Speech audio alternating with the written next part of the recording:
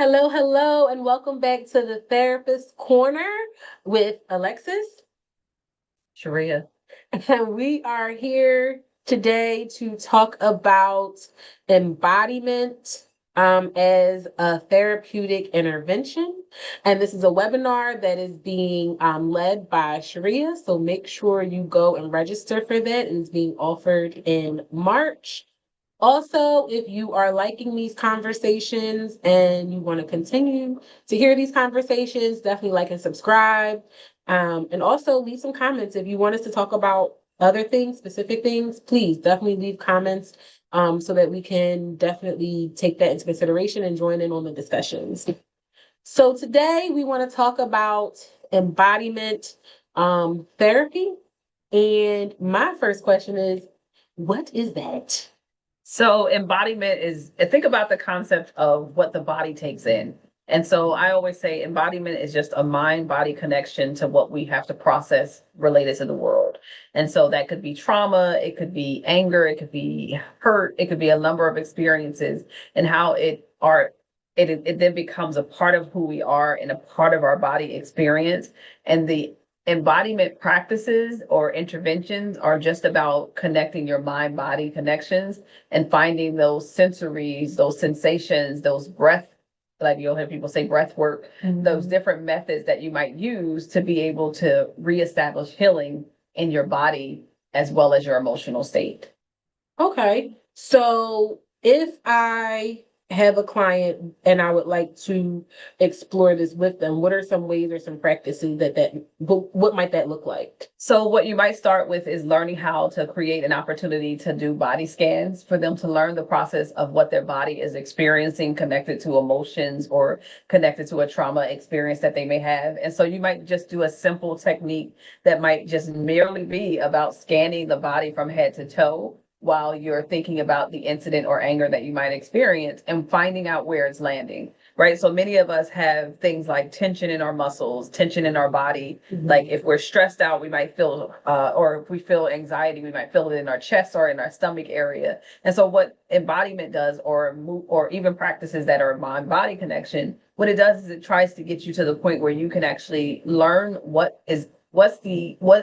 is it showing up in my body, and then how can I respond to that and make sure that it feels comfort too as I'm healing and processing some of the things that I might deal with in life. Okay. And for clients who have experiences, what are some benefits to doing some of this work? Goodness, living freely. So I think some of the benefits is recognizing that your body has this way of healing itself in journeys with you. And if we don't address that mind-body connection, we also are leaving out a fullness of our healing. Yeah. And so sometimes we can be overly processing in our minds or in our thoughts and in our thinking. And then we believe that we're better, but our body is still stuck. And so really what it does, or what some of the benefits are, is being able to see that as I'm healing, I'm also healing my body. As I'm healing, as I'm learning how to process what the trauma has done to impact me and my relationships and the way I navigate the world, I'm also learning how to impact my body and how I also need to address that as well. So the benefits is that you're getting a whole body experience of healing. So you're not just healing through your thinking and your thoughts, you're healing through your body and your experience through your body.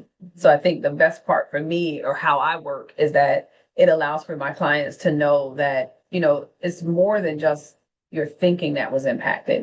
It's more than just your relationships, but it was your body. Right. It's the tension. It's the way that your body holds disease or health issues, or may have a higher level of heart disease or other issues that might be struggling culturally for us. Specifically, when I think about some of the racial trauma work that I do, where does it land in our life in terms of our experience with health? And then how can we start responding to it with embodiment practices such as movement, such as aromatherapy, relaxation techniques, yoga, massages, things that you may think are just like, oh, they're luxuries, but they might have a beneficial need for you specifically related to your experience of trauma.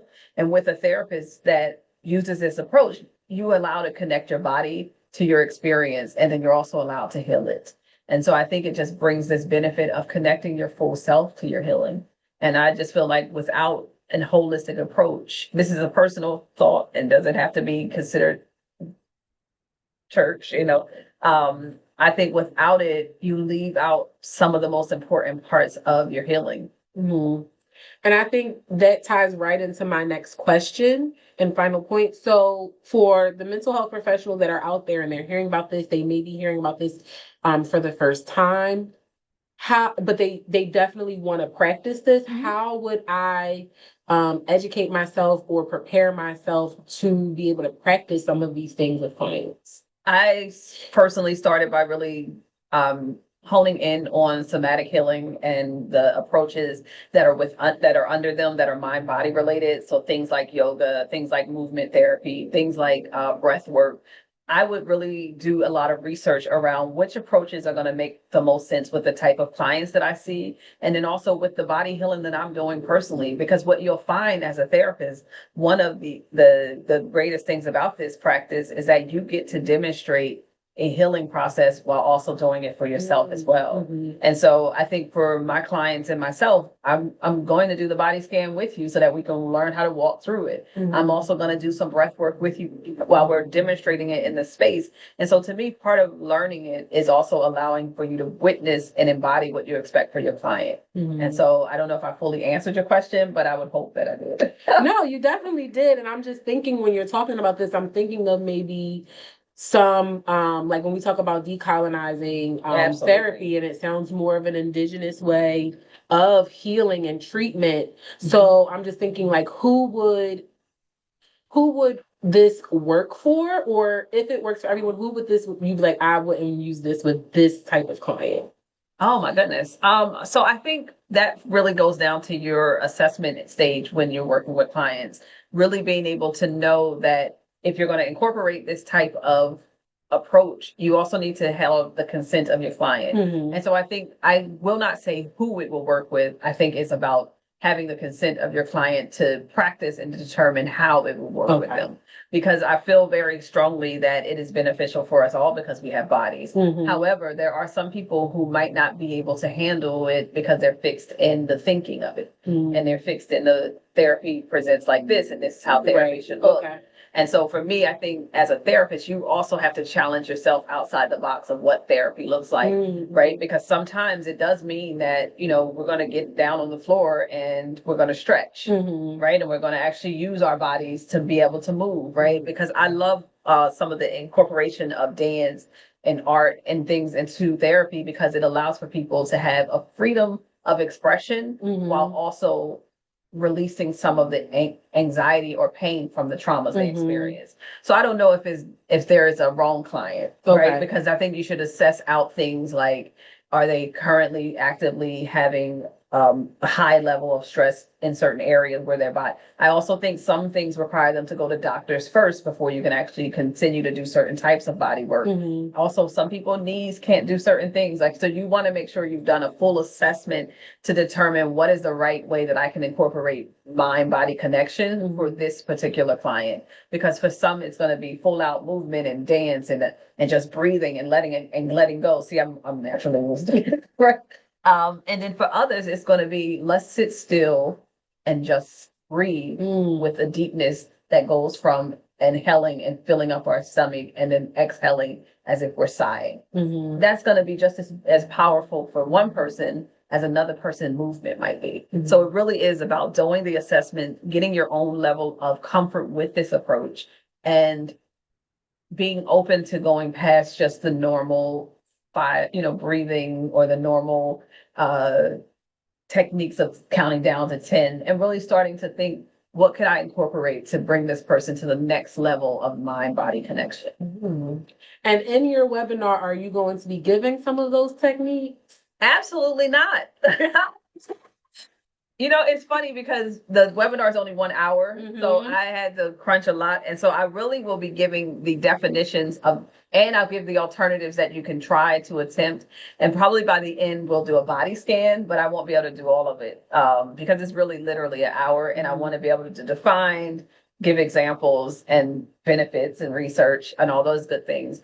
But I will be giving you a full list of strategies that you can start looking into to see which is your best ones, right? So I'll talk about aromatherapy. I'll talk about sensation, like the 5-4, how people use the 5-4-3-2-1, but how important it is to also know that they could use just one real focus if that person is doing well at that to help them. Like, so I'll talk about the different strategies and the types of embodiment practices and interventions. But because of time, I will not be dancing for y'all. But maybe next time. Maybe in another webinar. Come on, if y'all want that. You never know. I might show you how to twerk it out. Because it is an important part of the journey. So because I mean, that's a whole nother issue, like where the trauma stores itself is related to our experiences of trauma. And so as much as we don't see it, there are benefits to twerking, right? There's benefits to releasing from that pelvis area and thrusting back and forth so that you can release. So there's some benefits that, you know, like it or not, are just not about sitting and talking to each other. Sometimes it's about moving with them.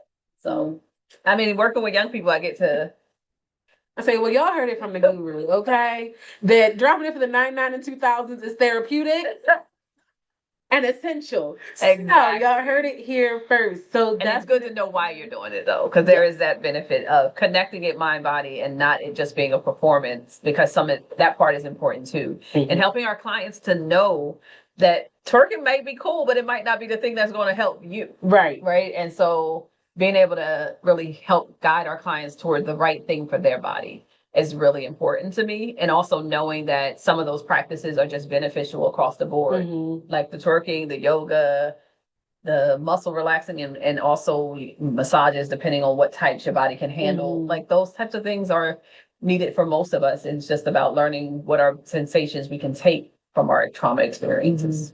Oh, I love that. Yeah. Because yoga may not be for me, but a twerkout session?